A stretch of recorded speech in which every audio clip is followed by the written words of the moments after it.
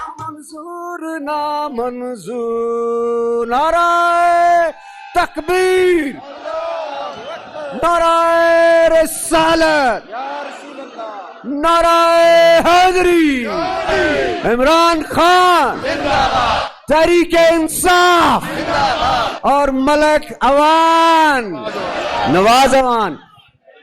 सबसे पहले तो मैं आपको मुबारकबाद पेश करता हूं। आपको एक मौका दिया वज़ीर आज़म इमरान खान साहब ने, पाकिस्तान तहरीक इंसाफ ने, कि आप इनकी मंजी ठोक सकें, और वो हमने इंशाल्लाह मिलके ठोक देनी है।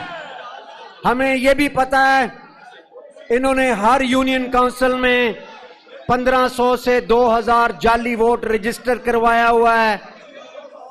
हमें यह भी पता है नादरा के ओरिजिनल शनाख्ती कार्ड जाली बने हुए हैं। हमें यह भी पता है कि एक एक खानदान के अंदर, ये मैं बड़ा इंपॉर्टेंट पैगाम देना चाह रहा हूं आप लोगों को, पॉलिटिकल स्पीचेस तो होती रहेंगी, ये हम सब के लिए जितने वर्कर्स यहां मौजूद हैं, इंतहाई अहम ऐलान है। अपने खानदान को चेक करें बार बार कि उसमें कितने वोट हैं।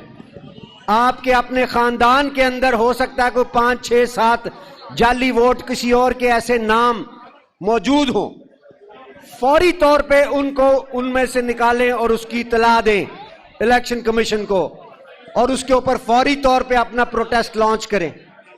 लेकिन बावजूद इन सारी धांधलियों की कोशिश के, अल्लाह के फजलो करम से पीपी 168 से हम जबरदस्त तरीके से जीते।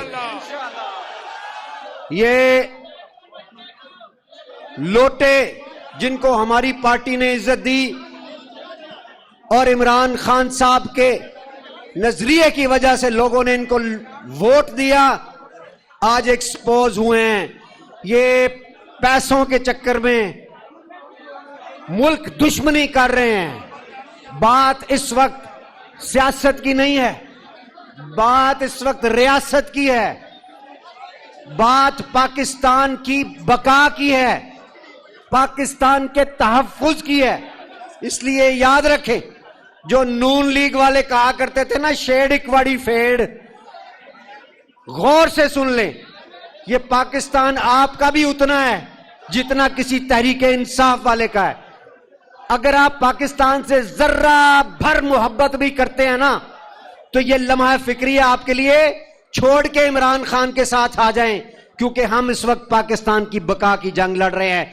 ये पाकिस्तान का तहरीके आजादी दोइम है जिसकी जंग लड़ रहे हैं। आपका बहुत बहुत शुक्रिया। पाकिस्तान जिंदाबाद। अच्छा, मैं आपके भरपूर इस्तकबाल में इस्तकबाल बताना चाहिए।